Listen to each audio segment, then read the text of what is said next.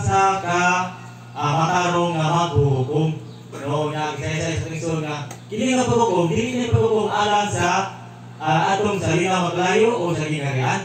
Kundi paghukom ni siya alang sa tanan nga nakadawat sa kinabuhi sa Ginoo, ya iluwayan sa napulo ka ulay kung nagmaalamon ba ta nga ulay o mga buang-buang pa ta nga ulay maison.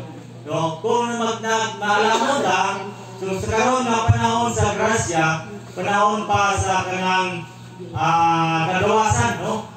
So magmimo ta magmaalamon, magmakugiyon ta sa pagpalit og lana, no, para magpapuno sa atong lana sa atong sudanan. So sulti sa atong sudanan sa usa man nga paagi. So sa paagi una sa pag-apil sa pagkatigom, pagpemulos sa Ginoo, pagpemulos sa pulong sa Ginoo, sa mga kampo pag-awit mga igsoon. No, kinahanglan na mapagiya mapuno ta sa lana. Doon ay ko yung masabi kay kanina.